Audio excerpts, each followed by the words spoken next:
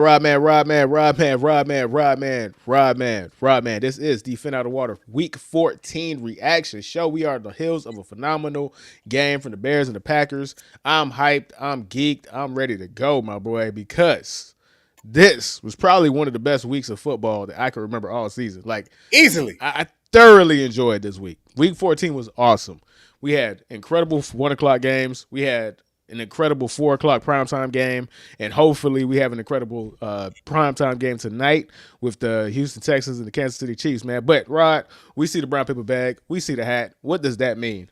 That means that the Miami Dolphins have won their fifth. I said fifth. I repeat fifth, and I'm going to say it one, games. 2, 3, 4, 5. Oh, 4 games. It's 4 games. Okay, I'll take that back. Let's start again. The Miami Dolphins have won their fourth. I say fourth. I repeat fourth. 1, 2, 3, 4. 1, 2, 3, 4 straight games since they have fired the man who shall not be named, the bald man, as I used to call him. He is gone. And the Miami Dolphins keep on winning, bro. So part of me wants to say, why do the Miami Dolphins keep on winning? But at this point, bro, it's over. You guys are not going to have a top draft pick. So at the very least, you might as well win some games, right? The reverse tank is complete, Herbie. You might as well win some games, man. And we're almost at the goal, Herbie, because the goal of the reverse tank is obviously 500, of course.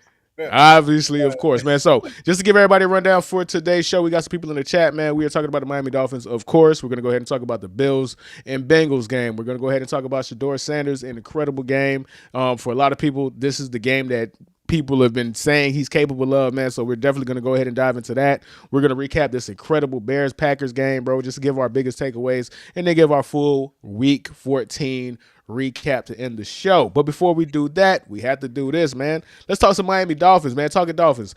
Dolphins dominate the New York Jets 34-10. Rod, whoa. How about them Dolphins? How about them? How about them Dolphins? Hey, shout out to True Blazer, man. True Blazer already in the building, man. Faux show. You already know. All right, so Rod, man.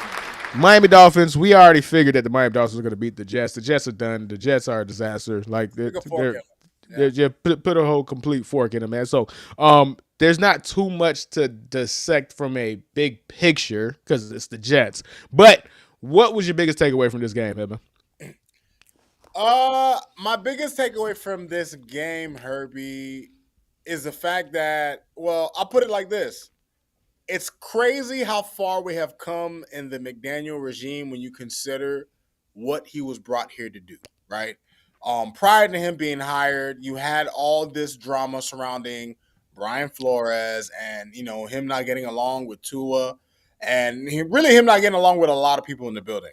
So they bring in McDaniel, and McDaniel came in and he boosted Tua's confidence and he constructed an offensive scheme that could get the most out of his quarterback. And I find it so fascinating, Herbie, that we have reached a point to where the best iteration of this team at this moment is a version of the Dolphins that takes the ball out of Tua's hands. And it doesn't even matter if it's, Devon Achane. It doesn't matter if it's Jalen Wright, Ollie Gordon. It just seems like the Dolphins have reached a point to where, and listen, Greer's the one who decided to sign Tua because that was his draft pick, right? Like, he needed Tua to work because he's the one who signed that contract. He's the one who drafted him. He was the one who was gung-ho about him.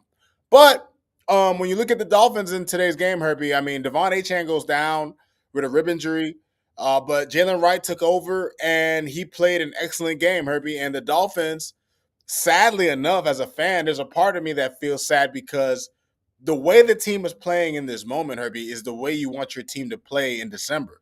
A team that can run the ball at will. A team that can play solid to really good defense. And the Dolphins have been doing that. Yeah, people can point at the competition, but guess what? The Bills are a playoff team, and we gave it to them at home. So, it's the disappointing thing, Herbie, is to see the Dolphins play the kind of football that really a lot of us wanted to see them play, not even just from the start of this season, but from the previous years, right? Like, it took McDaniel really 4 years to really lean on the run. And I think if he had started that way, Herbie, maybe things would have been different in terms of how quickly teams caught on to the passing offense. But either way, Herbie, it's against the Jets. The Jets are a team that, they had a little bit of a fire sale. They're a team that they know they're rebuilding. The Dolphins are masquerading as a team that's trying to save their playoff hopes, but ultimately it is nice to see the growth, especially from the defense. When you consider where the defense started, that first Colts game, how horrific they were, how terrible they were against the run to start the first half of the season, to see the way the defense has come along, Herbie, 6 sacks, 2 turnovers. No, 6 sacks, 3 picks. My fault, because Ethan Bonner had a nice little one-handed grab toward the end of the game. But it's nice to see the Dolphins playing like this is the Dolphins football, Herbie. Like this is what I grew up on. I grew up on Ricky Williams running the football hard. I grew up on Jason Taylor getting sacks. Like this is Dolphins football, and it's sad that we're still doing this version of Dolphins football where the running game and the defense is kind of making up for the quarterback play. But this is where we are. And not to trash on Tua, Herbie, because I know last week I was kind of hard on him. We won. Right. He didn't play his best game, but I will say, Herbie, when you watch Tua, Herbie, like just the way he moves, just the way he throws the ball, he just doesn't look the same. His throwing motion, his footwork, his mechanics, everything about him is just not the same. Like to me, it looks like he's putting more of his arm into his throws as opposed to throwing from his body. And I think that goes to him re-aggravating the hip. It just goes to like all of his injuries are catching up to him, bro. And to me, it's clearly evident at this point. So it sucks because it's like those are one of the conversations when you want to have like you don't want to have a Debbie Downer conversation when we're talking about a team that just won their 4th straight game, right? Like I get it. We as fans are so beat down that all we could think about is the negatives and stuff like that. But right. I don't want to harp too much, right? So normally we have a thing where we do fin or fail, right? And we're gonna end on a high note, man. So we'll start with the fails and then we're gonna get into the fins, right? To transition. So, Rod, who are your fins and fails from this week? You already mentioned the defense. You already did mention Tua. I know this one of your fins, and I know this one of your fails, or whatever. So, who else did you have as fin and a fail? So my friend, I fin and fail. Let's talk about the O-line real quick, man. Yeah, for sure, man, for sure. So look, Herbie, I've given the O-line a lot of flack this season, and obviously years past, but especially in recent games, they've come along. Aaron Brewer in particular, he's been nasty all season. He and Patrick Paul have been our most consistently good offensive linemen. I mean, he had a number of awesome blocks today. You can really see how athletic this guy is, especially when he's getting to the second level in the running game. And he has been. I have when it comes to the offensive line, Herbie, he hasn't been a weakness. Like he has been on point, especially in the running game. But kudos to the entire offensive line, Herbie, because at the end, like when Devon Achane went out with that rib injury, it felt like it was like for me, it was like, oh, well, our offense is just gonna die. Yeah. Because Achane has been such, he has done such a great job of carrying the load offensively. But the fact that Achane goes down and then you have Jalen Wright, who had 24 rushes, 107 yards and a touchdown, and the offensive line was opening pretty big gaping holes for him. Shout out to them fat boys, man. Listen, think about this. Think about this game. Jalen Wright got 100 yards, average 4.4 yards a carry. Devon Achane had 92 yards on 7 attempts. He was on pace for having like 200-yard game. Like the fat boys were fat boying, and the fat boys are doing their thing for sure. Consider this, Herbie. We almost had 200-yard rushes. When's the last time we did that? When we had maybe Ronnie Brown and Ricky Williams? Exactly. A long time ago. Long time ago, man. So, who else is another fan that you want to go and show love to, man? Because I know Jalen Wright was somebody that you had love for as well. Yes, sir, man. And I brought him up, man. Jalen Wright, he's someone who, to start the season, Herbie, he wasn't even in the lineup, right? We started with Devon Achane and Ollie Gordon, but he's worked his way back in, and he made a statement in this game, Herbie. He let us know that he is reliable, he is solid, he's a tough runner. And, kudos to him. When the offense, Herbie, it's sad, but when Devon Achane went down, we couldn't depend on Tua to carry the offense. Hey, hold on, Rod. Hold on. I gotta peel back the layers, bro. I gotta peel back the layers. I ain't gonna hold you. When you said Jalen Wright, I thought you were talking about somebody else. It didn't just dawn on me that you were talking about the running back Jalen Wright. When you gave me the notes to talk about, I'm like, oh yeah, okay. That's what he was like when we talked about Jalen. I'm like, we did. I'm like, oh, Yeah, Yeah, sometimes you got to go behind baseball, man. Behind the scenes. You know what I'm saying? You feel me? You know what I'm saying? You fair feel me? enough, You know fair what I'm enough. saying? So, listen, man. All in all, because I don't want to talk about the fails, because I mean, like, man, we should be happy, bro. Miami Dolphins are winning. You dominated a. You know, Herbie, listen, I know this season I haven't been the most positive when it's come to the How fans. could you be though? Like, I there's nothing you don't, bruh. Listen, I'm seeing a lot of pushback when it comes to Cowboy fans who trying to call me out saying I'm a fake fan. Who the hell do you think you are? Y'all know what y'all root for. Of course it's good. Of course he gonna be pessimistic. Like, it's okay. Do not let them take your pessimism away, bruh. Cause once they take that, they got you, dog. They got you, and I ain't going for it. You that, ain't that's going when you're ever. that's when you're yeah, bro. You know what's crazy, Herbie? It's crazy that people will label you a fake fan for just being honest. If 100%. like you're just being like, should we all just accept mediocrity? Should we just be happy that our teams are That's succeeding? what these teams want. They want us to accept mediocrity. They want us to be happy with a subpar product on the field, because that means people are not holding them accountable. We will never. The people who watch us, me and you, the people who support us. The reason why people come to us is because we will never support that crap. We will never be blind fans, bro. It So ain't happening. I It's not happening. why would I give them that benefit? I've suffered too much. The Herbie, the Dolphins have made me suffer too much. For Of what? course. For Of what? course. Of course. What, man? So on one hand, like, yeah, there's gonna be people who just sees us beat on the Dolphins week after week because they deserve it. But at the same time, what else do we have? Like, in regards to now, you're not going to the playoffs and you're No, not gonna get a high draft pick. You no. might as well win out, right? Like, because you might as well enjoy the ride. Right. You feel me? And that's what I'm starting to see that is going to be the end of this season, bro. Because I'm like, all right, we're not going to get a top 10 pick. We have a 1% chance to make it to the playoffs if we win out. Let's just enjoy this ride, man. Let's beat up on these Well, bad teams. I'll say this, Herbie. I know there are some people who are not like. There are people who are okay with McDaniel coming back, and to be honest with you, I will say that props to him. Let's talk about that. Let's talk about that. Yeah, let me give my Where props. are you with that? Where are you? I mean, Herbie, I don't really want him back. Mm. I don't really want him back, and that's not me saying that I think he's bad. As a matter of fact, I'll take it a step further.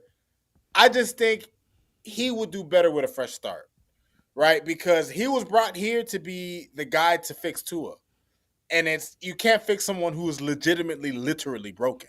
Yeah, Like for he's just sure. like Tua. Like at this point, his injuries have caught up with him, right? So I don't think he'll ever be the same as he was in 2023 ever again, and that was the heights of him, right? JPS. Oh, we're getting to the Bills, We gotta get JPS. to Don't that. worry. We're going to get to the Bills. But look, Herbie, my fear was that the Dolphins would win enough games for McDaniel to keep his job, which I was hoping for a full rebuild in terms of the coaching staff and the front office. Like the Dolphins haven't done that, Herbie. Every time Stephen Ross gets rid of somebody, he gets rid of part of it. He doesn't get rid of everybody. He'll fire the GM, keep the coach. Fire the coach, keep the GM. Like no, like it's about time we did a full sweep. You know what I'm saying? So listen, I'll put it to you like this, Herbie. If they retain McDaniel, would I be upset? Not really, but my expectations are the same because you're just running back you're regurgitating the same meal. So that's just where I stand with that. Right. And before we switch over and talk about the week 14 as a whole, I'll say this. I say this all the time. If you feel like you have a good coach, then I would suggest to thug it out because, whoo, especially this batch, there is no Ben Johnsons out there, man. There are no Mike Vrabels out there. It might get ugly for this next coaching hire. Like, there's a guy that I'm going to advocate to get fired later in the show, but I don't know who's going to replace him. I don't know who the replacement is. There's no real standout guy. Like, you're hearing a lot of Joe Brady, and we'll get to that when we talk about the Bills, but it might be rough. So it might be in y'all best interest to keep Mike McDaniel, man. I know that sounds crazy. But we got 4 weeks left in the season, so we'll go from there, man. So how about we do this, man? Let's go ahead and transition over into talking about the week 14 as a whole. Like we said multiple times, bro, there was multiple incredible games. Bills, Bengals, Titans, and Browns wasn't a great game, but it had great stuff to talk about. The Packers and Bears. I mean, a whole list of games. Steelers, Ravens. Today was an awesome, awesome day for football, man. Great So football game. one of the games that I want to go ahead and talk about, and let's go ahead and start with the Bills and the Bengals, bro. So me and you, we're just going to go ahead and trade our biggest takeaway. So my biggest takeaway from Bills and Bengals is this. That is what it looks like when 2 top 5 quarterbacks are at the height of their powers going back and forth.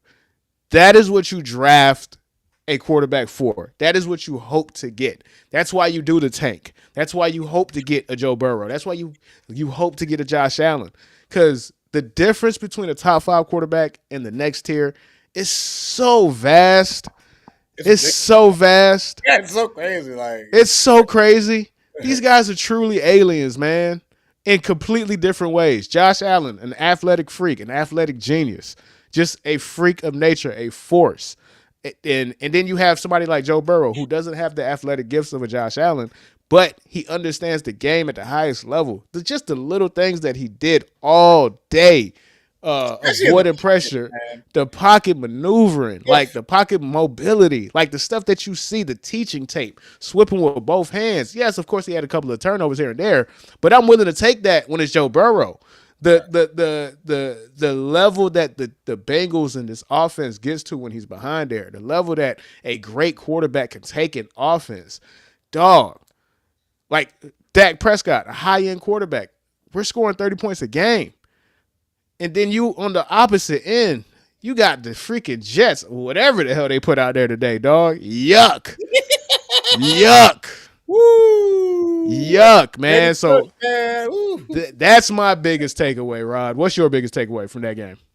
I have 2 takeaways from this game, Herbie, from the Bills and Bengals, and I'll start with my beloved Buffalo Bills, Herbie. My biggest takeaway was that they needed this game, Herbie. They needed this game, and JPS said it.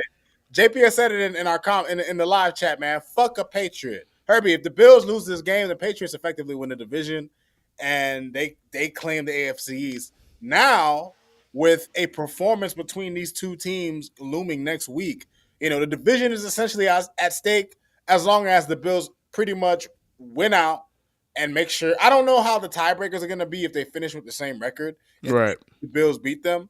But you keep yourself in the race for the division instead of having to go on the road and play, whoever the hell you're going to play in the AFC, because the AFC is going to be tough this year. So the Bills saved themselves when it comes to keeping their playoff hopes alive. And the Bills have been kind of weird this year, Herbie.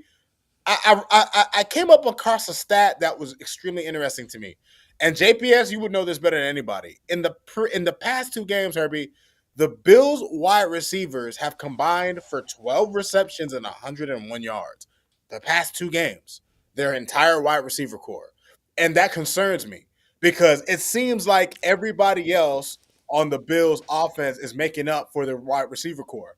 It doesn't seem to matter what secondary they go up against, Herbie. If you can contain the Bills running game, and the Bengals didn't necessarily do that, what they did was force turnovers. James Cook had some inexplicable fumbles in the red zone. But ultimately speaking, Herbie, Josh Allen, James Cook, the offensive line, they've been doing a lot of the heavy lifting, man. And they've been doing a lot of the heavy lifting. So originally, my biggest takeaway was I was going to say it's the dynamic duo of Josh Allen and James Cook. We always say it. James Cook, he gave his brother the Space Jam ball and took all his talent, bro. Because the minute Dalvin Cook fell off, James Cook became a superstar. But James Cook was awesome. Josh Allen was awesome. But like you said, dog, they don't have wide receivers. Herbie. Their number 1 draft pick was a healthy scratch for multiple games. Like Shakur Stewart, awesome dude. He's not a true number 1. Yeah. So you're going into the NFL playoffs with a ready-made game plan to beat y'all. You just played a team today that can't stop a nosebleed, bro. You feel me? And it was snow, so everybody was dead foot. Of course, it was going to be an offensive explosion. You Right. can't backpedal in the snow. You can't run full speed in the snow to actually get No, guys are pursuit always angles. crazy. They're always And crazy. it's the Bengals. A Bengals, bad Bengals defense in the snow. What you thought was going to happen? Of course, you're going to score 21 points in 4 minutes and 30 seconds. Of course. Yeah, right. But, but you bring up a very good point. JPS, man, go ahead and holler in the chat. That Bills receiver core, boy. Woo wee. The other thing I wanted to mention too, a point for the Bengals, Herbie. The thing about Joe Burrow is, Herbie, and this is not a slight to him because, coming into the season, we had him ranked top 4. He was one of our top 4 guys coming in. So that's the level of respect we have for him as a player. And if you ask me, in terms of pocket passers, when everybody's healthy, he's the best. No questions asked. But he's a tease, Herbie. Joe Burrow is nothing but a tease. He showed us what he could do. He could bring you to a Super Bowl. He's great enough to do that. But since then, and even prior to that, because his rookie season he gets hurt, he's been injured. He's been injured about as much, if not more, than Tua. I think Tua has played more games than him in the past 2, 3, 4 seasons, Right? if I'm not mistaken. Yeah. And Herbie, here's the crazy part.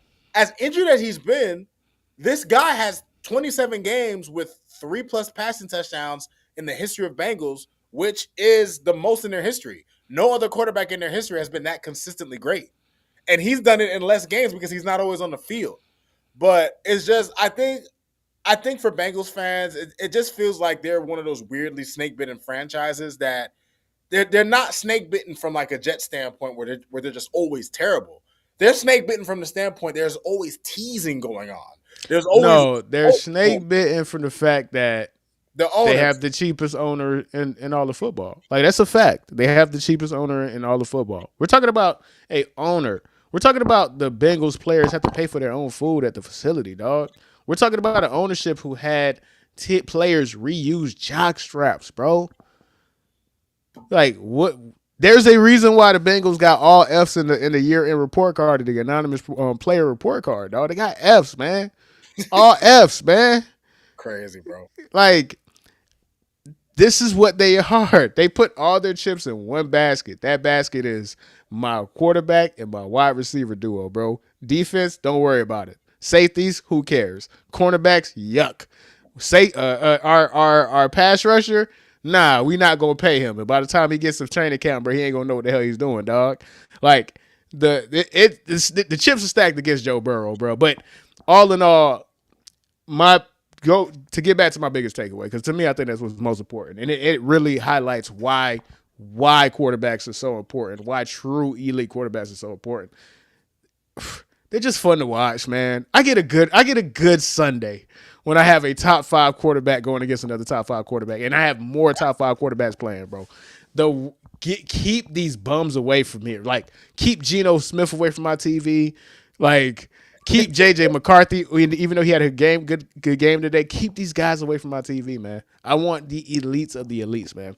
All right, next game, because I want to go ahead and save the Shedeur conversation for last, man. So, Bears and Packers, man.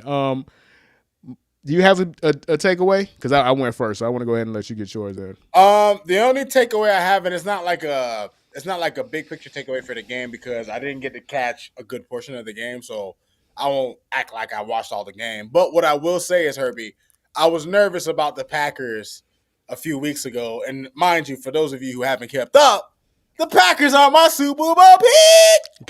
Hey, you gotta keep your futures up. You know what I'm saying? You gotta root for your futures, right? Exactly. So now, but what I will say is, Herbie, the Packers have shown me that they are the team that I thought they might be, right? Yeah, and I love the growth that I've seen from Jordan Love. I know when we spoke about him in the offseason and early in the season, we talked about the dichotomy within him in terms of him being half Aaron Rodgers and half Brett Favre. We could put a nail in that. He's Brett Favre. He's baby Brett Favre. He's Brett Favre, but less of a not all. He's not all the way Brett Favre. Yeah, on the scale, on the Aaron Rodgers Brett Favre, he's on the Brett Favre scale. He's on that slider. It's much closer to Brett Favre than it is to But Aaron nowhere near Rodgers. as bad. But nowhere. But he's not Brett Favre. Correct. He's not Correct. bad. Now, granted, that pick he threw today was very It Favre-ian. was a Farvian pick. Yes,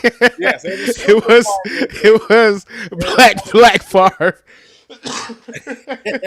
It Black Favre. It was very, very Favre-ian, man. But yeah. To finish off what you were saying, bro. oh yeah, but look, Herbie, when I look at the Packers, they are a team that they had their moments during the season where they were playing to the level of their competition. I think this is a team that's finally hit their stride. Yeah. Their defense, man, has been pretty damn good. And Micah Pretty good, man. is yeah, man. So and listen, they don't have any big name stars in terms of their receiving core, right? They have their star running back. They don't have a huge name, but just everything. I just think they have everything they need to make a run. Yeah, they have the pieces. They have the pieces. Yeah, the pieces are there. The A pieces great team is a team that fits, right? So, Yes. do you have all of the Jenga pieces that go to where they need to go and they fit and to make a beautiful collage, right? They have the possessions receivers. They have the deep threat in the Christian Watson. They have the running game. They have the quarterback. They have an elite player at all levels of the defense, D-line, the back end, and the linebackers, bro. So, I see why they were a Super Bowl pick for you. Like 100%. I could absolutely understand why you think that because they have that. Like even with Christian Watson today, Christian Watson had two deep passes. One was a deep post, and then one was a slant that he took like 40 yards. If you could do that in Lambeau in 7-degree weather, where a lot of these playoff games are going to be cold, a lot of these playoff games are going to be tight and congested. If you can do that in that cold weather, and you can travel with that type of play style, yeah, you're going to be hard out in the playoffs, bro. Don't nobody want to run. Ain't nobody trying to chase nobody that can run a 4-4 or 4-2. And picture this, man. They haven't even unlocked Matthew Golden yet, right? Like right. They have the speed demon that they haven't even really, it's rookie year. Like they haven't even unlocked him yet. So, man, I'll say this about the Bears, Herbie, man. Like, coming into the season, I don't think very many of us had high expectations for them. But, the Bears are a team, shout out to Ben Johnson, bro. What a difference a head coach can make for a franchise. And it's funny that you say that because that was actually going to be my biggest takeaway. My biggest takeaway from this game was coaching matters, right? Ben Johnson is such a good coach that you immediately don't associate the Bears with being a laughingstock, right? We don't associate them with bearing. Like this feels like a completely different team. This is what happens when you hit a home run with your coach. We've seen this with the Patriots with Mike Vrabel. We're seeing this with the Bears. We're seeing truly transformative type of dudes transform an entire team. This is not the Bears of last year at all. At all. For several reasons. One, this is a highly, highly efficient offense. Top 10 offense under Ben Johnson. And two, which is more important, they're always in every game. Even this game. This game was looking like it was going to be a blowout. At one point, I think it was. Yeah. And for it to end with 30 seconds left because of a turnover, that is showing you that this is a dude who has game plans. This is a dude who knows how to prepare. And this is a dude that knows how to come back, right? Like when you go to halftime and you're down 14-3 and your quarterback has 11 passing yards in the first half, and then he finishes the game with almost 200 passing yards, bro, that means you made adjustments, dog. And it made me think of all of these quarterbacks who never actually got a chance because they didn't get a quality coach. Like system matters, environment matters, but most importantly, back to my biggest takeaway, coaching matters. Coaching is so crucial. Like, we think these dudes are just supposed to be superheroes out there, bro. Like, have somebody that knows how to call a great game. Like, there was so many trick plays. The reverse, the fake reverse to a handoff to a shovel pass. Yeah. That's diabolical. Sick, bro. Yeah. That was sick. Like, that's diabolical. And I'm over here just watching it like, what? I saw the linebacker have no idea who the hell was getting the ball. Like, plays like that. And Ben Johnson cooks stuff up like that every game. Matt LaFleur cooks something up like that once a game, right? Like these truly, Sean McVay cooks stuff up like that once a game. And Mike McDaniel had a similar play like that today against the Jets. Like, exactly. You feel me? Like these guys who are really good at creating these plays. But what separates Ben Johnson is that he has that extra level, which is he truly can be a leader of men. So I just wanted to go ahead and highlight that in regards to that, man. So, but yeah, let me go ahead and get to a couple of the, man. You can't call my man. Caleb's not a bum. Come on, JPS. Come on. He ain't a bum, man. Caleb. That pick was nasty. That was a nasty pick, though. Caleb was wild. He was tripping, bro. He was wild. Thank God my ticket was already bust. I would have been. Yeah, he was tripping though. That was like. He arm punted that, dog. Like what did you think was gonna happen, fam? Like that in the last pass. It was atrocious. It was atrocious. It was bad. It was so anticlimactic. It's like, damn it, Caleb. Like you could have been the hero. Could have been the hero, dog. Like it was so bad. It was so bad. All right. Okay. So I know there's probably people that are waiting for this, right? So our last thing that we want to talk about, man. Let's talk about the Titans and the Browns, man. Dog. Titans and Browns. That game was a roller coaster, bro. That game was a roller coaster. So let me start this by saying this. Shedeur fans who think we hate Shedeur, we don't. We're just honest and we keep it 100 in regards to what we see when Shedeur is out there. And I'm going to keep it 100 with y'all. Shedeur was awesome. That's it. There's nothing else to say. Shedeur balled. And Shedeur proved why he should be the starter. Shedeur, to me, proved that he should be the starter going into next season.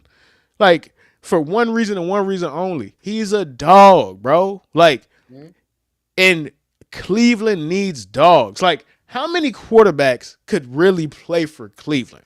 You got to have supreme confidence to play for Cleveland. Like, one, you have to want to be a Cleveland Brown. You have to want to be that. You have to want to that. You have to want to. There's no doubt in my mind that Shedeur, if it might not have been the place he wanted to go to, but the minute he got there, he took ownership of that. Like, I'm a Cleveland Brown. I'm here to save this city. He believes that. The dude that I saw on the field today honestly believes that. Like, the grit, the determination, the want to, you have to do that if you truly think you're the savior of a franchise, bro. Like, and if that is what people who are massive Shedeur fans have been seeing all this time, hey, y'all got it. Because that's the only thing that I can say. 364 passing yards, 3 touchdowns, 2 passing. Well, he had 4 total. Oh, 4 total, 3 touchdown passes, my bad. And then he had the rush. That rush is when I was like, nah, this dude really wants it. You avoid the rush. You have somebody literally yanking your shirt off, and then you get a touchdown. That is a man who wants it, who truly wants it. So, man, incredible statement game from Shedeur. They did not win, but I don't blame Shedeur for that. You feel me? At all. Like, and it doesn't matter. You can't blame him. It doesn't matter if they win right now. Guys, it doesn't matter if he wins or not. It doesn't matter if Cam Ward wins or not. They're both on bad teams. They're both on failing franchises. All that matters is development. That's it. All that matters is development. Who cares if he wins? All you need to do is look for positive signs. There was no more positive of a sign than what Shedeur Sanders did today. Right? Like, you're going to have people who are going to try to nitpick and say, oh, he did it against a bad Titans team. Does not fucking matter. He's still a rookie. This is his third start. It's an NFL game against NFL talent. This was his third start, and he put up over 350 yards passing today. Hold on. They should retire the jersey. Hey, you know what's crazy? You might be right. That's pretty bad. That's sad. This is sad. Deshaun Watson was supposed to be the chosen one, and he was. No, he wasn't, man. That dude didn't even want to go there, bro. It literally took him getting the most ridiculous contract in the history of the NFL to go to Cleveland, bro. But that's what I'm talking about. Yeah. Deshaun Watson never wanted to be in Cleveland. They made him an offer he could not refuse. That's the only reason why he accepted them as a team, because there was a strong possibility that he would have been a New Orleans Saints. People don't remember that. New Orleans Saints was in the bidding too. But, you know, good old Danny Hamlin or fucking Hanslem, however the hell you say his name, said, you know what? Jimmy Haslam said, you know what? Give him a fully guaranteed contract, bro. Way too much. JPS going crazy. But no, back to Shedeur. But let me talk about Cam a little bit, and then I'll get back to Shedeur actually. So in regards to Cam He Newton, made some nice plays, man. He made that's some. Cam Newton. I mean Cam Ward. He made some nice plays. This is where it gets good. It's going to get ugly. The fandom is so rabid in regards to Shedeur that they're going to attack Cam Ward in comparison, right?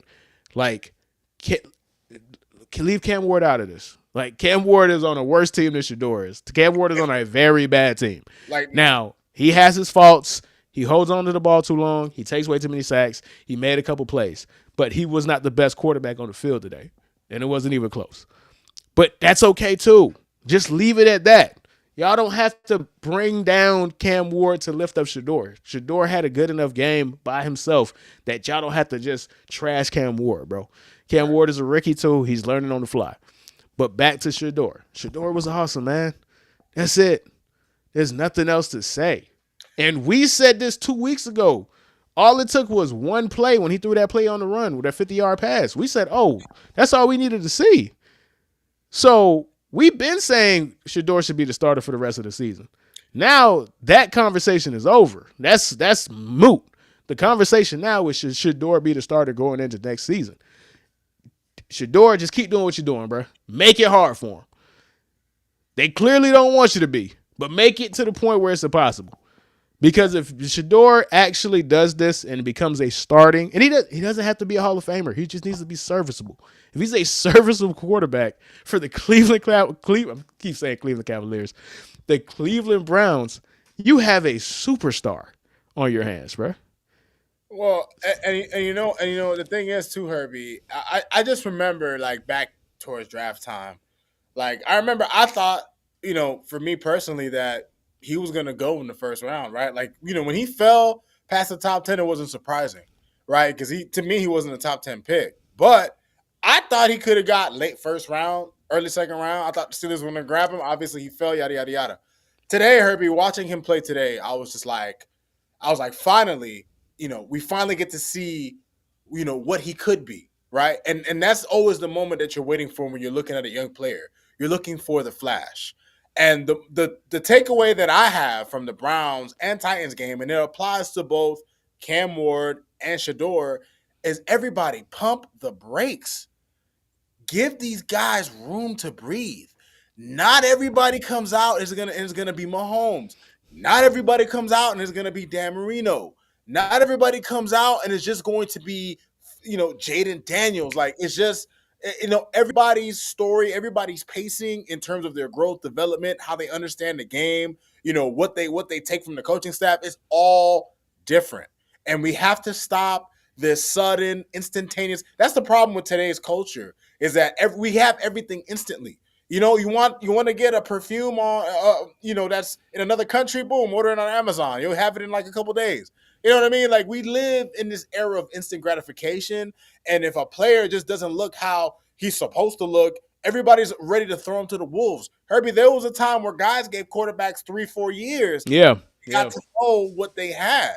So my takeaway is, you see what happens when you give these guys some time to get acclimated to the game, to get acclimated to their teammates, to get acclimated to playbooks, to the speed of the game. So, everybody just needs to pump the brakes. Cam Ward is going to be fine. Shedeur is going to be fine. Relax. RELAX. Relax. So let me go ahead and get this question real quick, and I'm going to say one more thing before we can go ahead and close out our week. What do you guys think about the Browns organization trying to bring back Deshaun as a starter next year? He's making a lot of money. What you think, dog? That's it. Hey, he's making a lot of money. Like, it's almost impossible to sit a dude who's making almost $60 million. Like, you can't have $60 million on the bench. You cannot have $60 million on the bench. You can't. Yes, the money's already accounted for. Yes, it's already allotted. Yes, it's already slotted. But you cannot have $60 million sitting in street clothes, sitting on the bench as a healthy scratch. That's insane. You at least gonna get sacked for $60 million. You gonna get hit. I gotta see dirt on that jersey, man. I got to see dirt on that jersey. I'm sorry. I got to see dirt on that jersey, man. Last question: Chiefs or Texans, man? I want the Texans. I want it. I'm a hater. I want the Texans.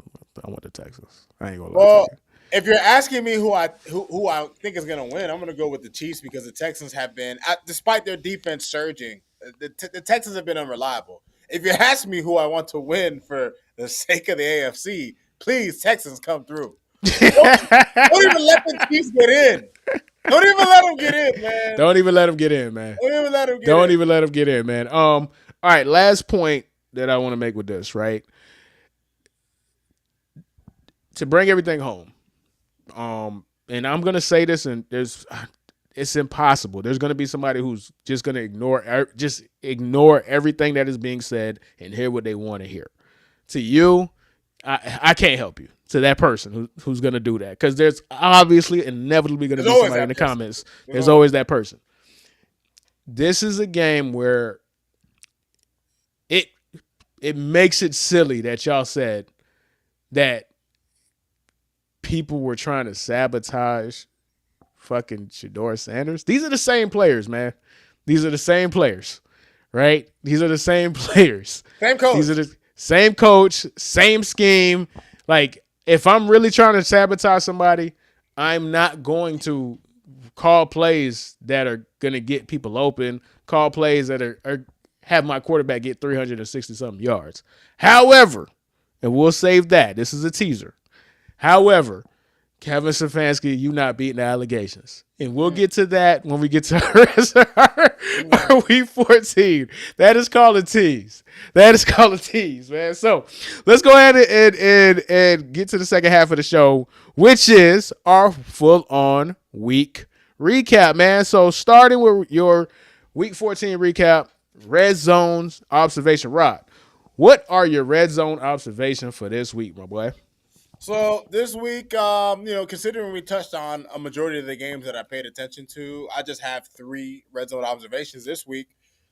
First red zone observation. The Colts went from a feel-good story to having what could be an epic season collapse. Danny Dimes tears his Achilles with the Jags, with the Colts down to the Jags 21-7.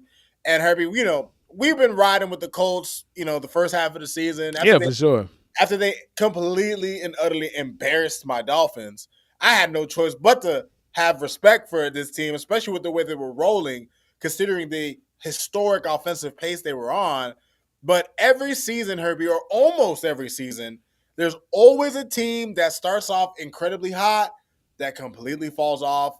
I remember some years ago, there was the Denver team that had Josh McDaniels, I think, was the coach of that team, where they started off 5-0, finished 8-8. The Giants with Eli started off 5-0 one year, finished 8-8. Dolphins fans know in the early 90s, we started off 7-2 and finished 8-8. So, listen, at the end of the day, it's sad that's what's going to happen to the Colts, Herbie, because I'm sure their fans had high hopes for them. But for me and for the rest of the NFL, what's sad is that it's just one more chance for the Chiefs to get in. Yeah, man. One more chance for the Chiefs. Yeah, man. All right. Second red zone thought.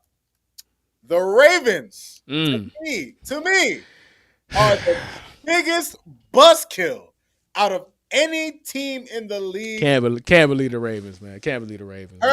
Herbie, when you think about what the Ravens were supposed to represent this season, when you think about the quarterback, you think about the legendary running back, the coach and his credentials and his legacy, and the defense, the legacy that they have historically and what they've had, especially under Harbaugh, and the culmination of all of that, Herbie, at home, to have that performance that they had against the Steelers today. Like, Herbie, this was a team that, like, Herbie, I'm someone who's predisposed to root for Lamar in large part due to the fact that he's from where we're from. Right, for sure. Broward County. And it's funny that you say that, bro. He's a local hero. Let me stop, because JPS just called him Lamar Asson. You know what I mean? Lamar Asson. Nah, man. Come on, man. Not too much on the Broward hero, man. Not too much, Nah, man. but Relax. but Relax. unfortunately, Herbie, he kind of has a like He Lamar. invites it. He has absolute Lamar Jackson has opened the door for every Lamar Jackson to have hater to have open field against him this year.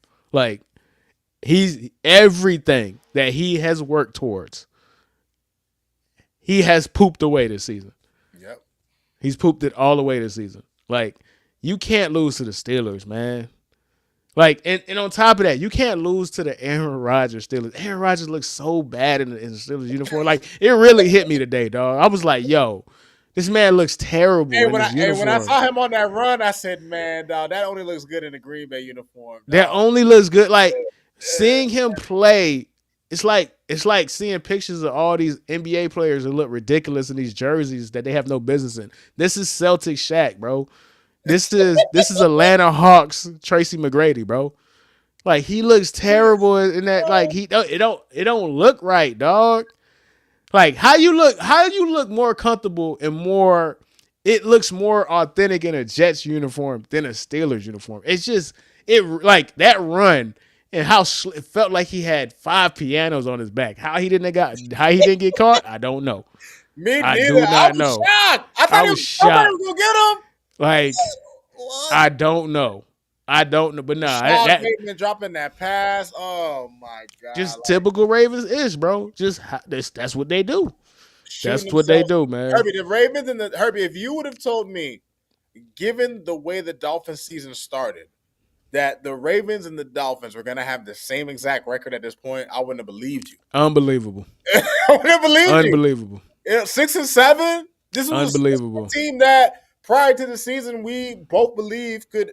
I've been picking the Ravens to go to the Super Bowl for the past like 4 years, Herbie. I'm done. I'm done. Like you have to be. You know, there's no choice. Like they are until an until further notice team, bro. Like they're not getting any preseason respect no more, bro. You can't. We can't believe y'all. When you're the number 1 seed, you poop the bed. When you're a high draft seed, you poop the bed. When you have multiple all-pros on your team, you poop the bed. Like, they reinvent ways to poop the bed, bro. Disappointing, dog. Disappointing. Man, my final. Go ahead. And this is a quick one. This is just a funny point that I noticed. The Vikings pitch a shutout the week after they were shut out themselves. Football is a funny sport. Football is hilarious. Like the Redskins with the old team falling off immediately was the most predictable thing. We said that. That's something that we need to give ourselves a round of applause, bro. Like we never believed none of that Redskins hype, bro. Coming into the season, we believed it. We said it. We believed in Jaden Daniels, but we did not believe in that roster. Like. That is something that a lot of these teams do when they have a young quarterback. They're like, oh, we have a young quarterback. He showed hella promise his rookie year. Let's put a bunch of team players around. What did you think Deebo Samuels was gonna do? I run with a pack of fucking bricks in my back. Deebo Samuels, that dude is washed. Year 15, Bobby Wagner is still your best player on defense. The quicksand tackling.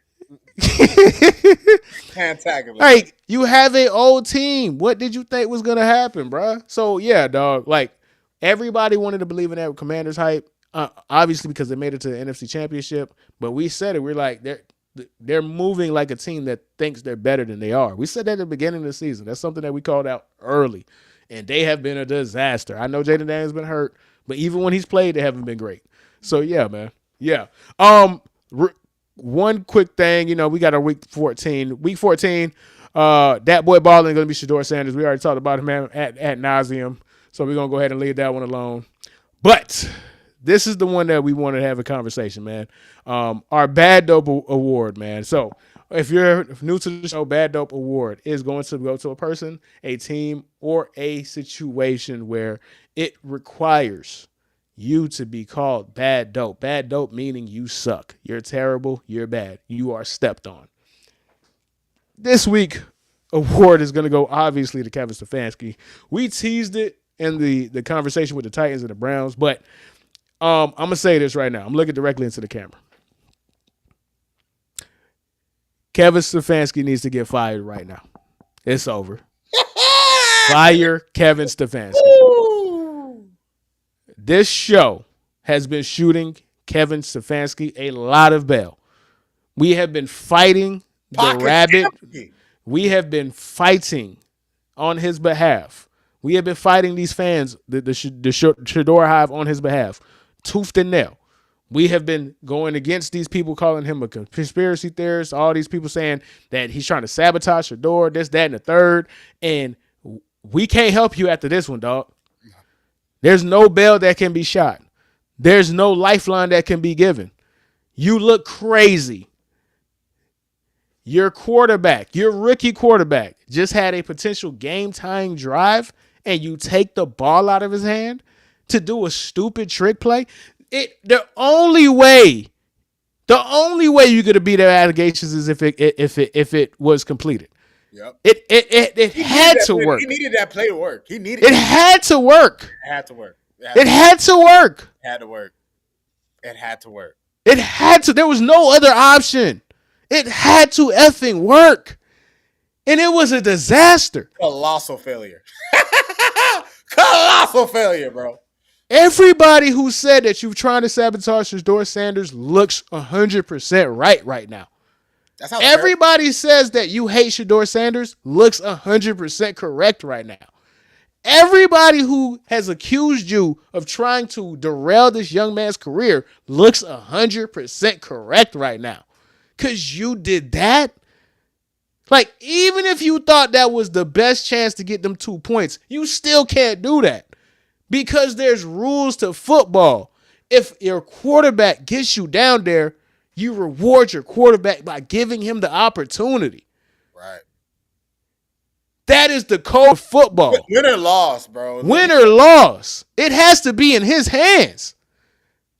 So just for that alone, just to get the heat off your back alone, why wouldn't you do that? Common sense is like, hey, these people think I'm trying to sabotage this dude. You know what I'm not going to do? Take the ball out of his hands? What? Unbelievable, bro. The reason why he needs to be fired is because when that play failed, there was 52 men that gave him the side eye. Once the players give you the side eye, you're done. Yeah, bro. There was no point, Herbie. There was no point for him to even do this, man. It's like, dude, why like I saved this as a red zone point, but I wrote this down. This was my feeling right as it happened in the moment. The 2-point conversion play by the Browns to tie the game is one of the greatest cases of overthinking I have seen by a coach. And if it's not overthinking, it is maybe the most blatant version of sabotage. Flip a coin. That's my point. Flip a coin. You know what I'm saying? Like, at the end of the day, bro, like, you can't call that play, Herb. You can't call that play.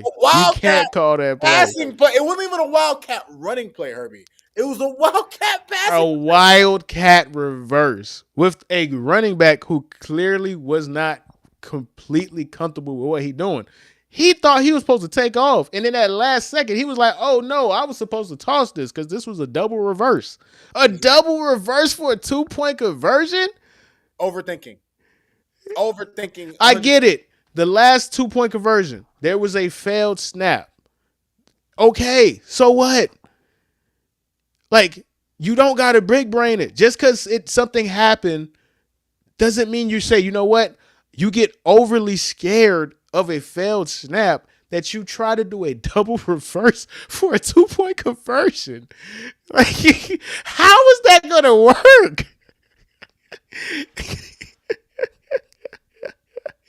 How was that going to work? Oh, that's crazy because they already were down there. That's crazy. They were already down. Isaiah Simmons hurt? Isaiah Simmons is already hurt. So this is their backup. So their backup, the backup got hurt. Now they're going to be on their second. Oh yeah, that's not good.